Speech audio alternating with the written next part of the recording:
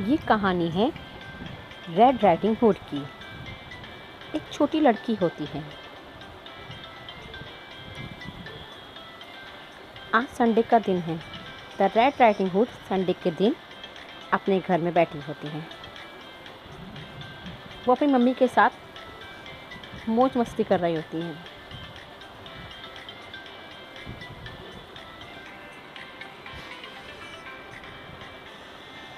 वो TV on करके TV देखती है। उसकी मम्मी उससे कहती हैं, आज संडे है, तुम अपनी दादी के पास जाओ, जल्दी जाओ और जल्दी वापस आना।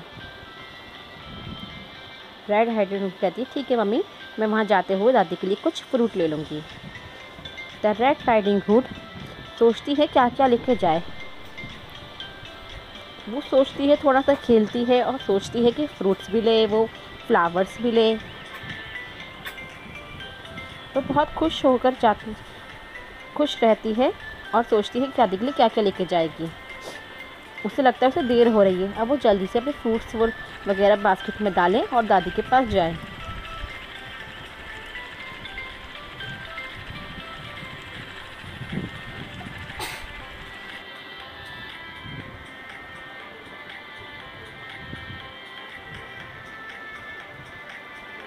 रेड राइडिंग हुड अपनी दादी के लिए फ्रूट्स बास्केट में डाल लेती है और वो अपने घर से आगे बढ़ती है। दादी के पास जल्दी से जाने की कोशिश करती है। वो आगे बढ़ जाती है। वो जल्दी पहुँचे, वो जंगल के रास्ते से होकर जाती है। वहाँ पर एक शिकारी आता है। उससे कहता है, बेटा तुम यहाँ क्या कर रही हो? तुम जल्दी से अब वापस चले जाओ, यहाँ पर एक खूंखार भेड़िया है। वो कहती है, ठीक है, मैं अब जाती हूँ। रेड राइडिंग हुड जा रही होती है। वो सोचती थोड़े से फ्लावर्स और डाल ले, ये फ्रूट्स भी डाल ले अपनी दादी के लिए। वो ऑरेंज अपनी दादी के लिए बास्केट में डालती है। अचानक कुछ अजीब होता है और उसके सामने एक खूंखार भेड़िया आ जाता है। वो भेड़िया उससे कहते हैं, अरे तुम छोटी लड़की, तुम यहाँ क्या कर रही हो? रेड राइडिंग हुड बहुत घबरा जाती है और कहती है, मैं अपनी दादी को देखने के लिए अपने इस रास्ते पर हूँ जो जंगल में बुराक के पास रहती है और मुझे देर हो रही है, मुझे जाना है, मुझे माफ़ करना। वो सारा एड्रेस अपनी दादी का उसको बता देती है। भेड़िया बहुत खुश होता है और उसे पता है यहाँ पर एक शिकारी है, इसलिए वो भेड़िया उसको छोड़ देता है और चले जाता है।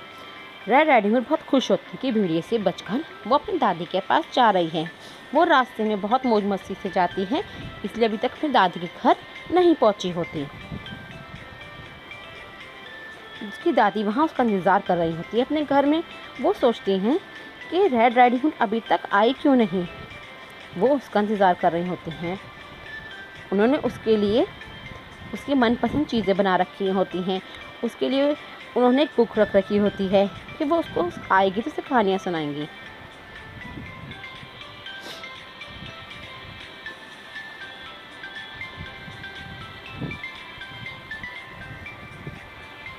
भेड़िया जल्दी से उसकी दादी के घर पहुंचना चाहता है रेड राइडिंग हुड से। वो सोचता है वहां जाकर पहले उसकी दादी को खा लेगा, फिर रेड राइडिंग हुड आएगी, वो उसको भी खा लेगा। वो रास्ते से जा रहा होता है, जल्दी से पहुंच रहा होता है। वो जल्दी से पहुंच जाता है। वो देखता है कि बाहर दादी के घर पहुंच गया। वो थोड़ा सा खेलने लग जाता है। उसे याद आता है, अरे मैं खेलूँगा तो बहुत देर हो जाएगी, मैं जाता हूँ, पहले उसकी दादी के घर जाता हूँ।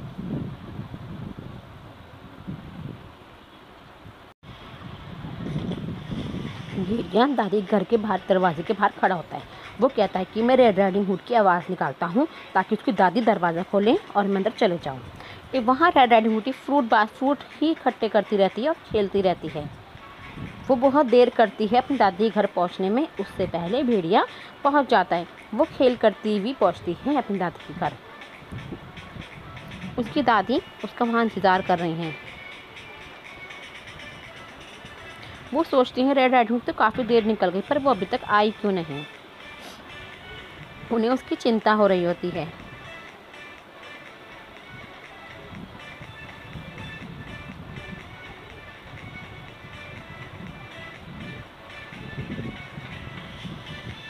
खटखट होती है। इतने वो देखती हैं वो समझती हैं उनकी पोती आई है, पर वो क्या देखती हैं कि एक भेड़िया होता है। वो डर के पीछे हट जाती हैं। वो सोचती हैं वो क्या करे। भेड़िया सोचता है पहले मैं दादी को खा लेता हूँ। वो दादी की तरफ बढ़ता है, पर दादी उसको चकमा देकर और वहाँ से भाग निकलती हैं। अब भेड़िया सोचता चलो कोई बात नहीं, वो लजीज बच्ची तो आएगी, उसे मैं खा लूँगा। वो उसकी दादी के कपड़े पहनकर लेट जाता है। रेड राइडिंग हुड बाहर सोचती है कि अपनी दादी के कमरे में घर जाने के लिए वो दरवाज़ा को नॉक करती हैं। अंदर से आवाज़ आती है, कौन है? मैं हूँ दादी, लिटिल रेड राइडिंग हुड। उसकी दादी कहती हैं ठीक है, अंदर आ जाओ।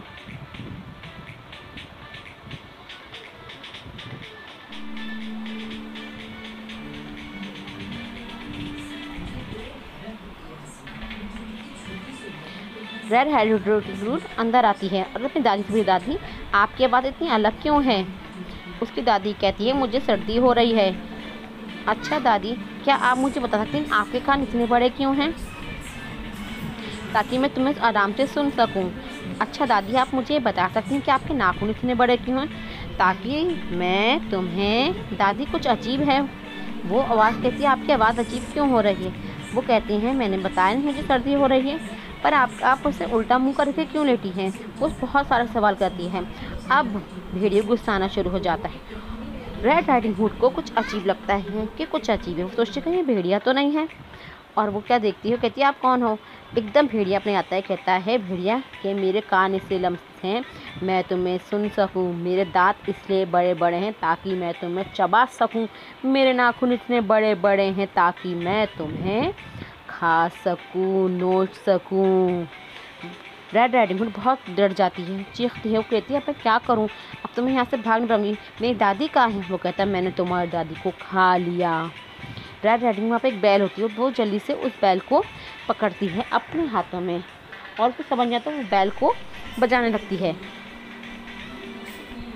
वो बैल को ज़ोर ज़ोर से बजाती है कि शायद कोई इसकी मदद के लिए आ जाए। जब भी वो हंटर मैन आते हैं और वो निशाना लगाते हैं और भेड़िए के ऊपर निशाना साधते हैं। भेड़िया को गोली लग जाती है और भेड़िया मर जाता है। रेड राइडिंग हुड बहुत खुश होती है। वो अपनी दादी को भी देखती है कि मेरी दादी भी बिल्कुल ठीक सही है। वो दादी से पूछती है, दादी उससे बताती हैं बेटा तुमने तो सब भेड़िए को सारा ही एड्रेस बता देता। भेड़िया यहाँ आया था पर मैं उसको चकमा देख के निकल गई और तुम ऐसे कि वो। और फिर मैं जाकर इन हंटर मैन के पास गई, उन्होंने उनकी मदद मांगी, वो हमारे साथ आए, उन्होंने हमारी जान बचाई। रेड राइडिंग उन्हें शुक्रिया कहती हैं। वो कहते हैं ठीक है बेटा, लेकिन आइंदा किसी अजनबी को अपने घर का एड्रेस मत बताना, वो तुम्हारे घर आके तुम्हें नुकसान पहुंचा सकता है। ठीक है, अब मैं चलता हूँ, मेरी बात याद रखना। रेड राइडिंग हुड कहती है ठीक है सर, मैं आपकी बात याद रखूँगी। और वो हंटर मैन जो है वो चले जाते हैं। उसकी दादी कहती है बेटा चलो ठीक है, जो हुआ सो हुआ, अब तुम बैठो, आओ चलो थोड़ा पानी पी लो और बैठो। अब मैं तुम्हें मैंने तो ये बुक तुम्हारे लिए मंगाई थी, अब इस बुक में से मैं तुम्हें कहानी सुनाती हूँ। आज की कहानी जो है मेरी 7 बकरियाँ होती हैं और उनकी एक माँ होती है। उनकी माँ उनको कह कर जाती है कि मैं कहीं बस शॉपिंग पे जा रही हूँ, तुम अपना ध्यान रखना और कोई आए अजनबी तो दरवाज़ा मत खोलना। वो उन सबको अच्छी तरह समझा कर जाती हैं। तुम मेरी बात समझ रही ना, अजनबियों पे भरोसा नहीं करना चाहिए। आगे कहानी सुनाऊँ? जी दादी।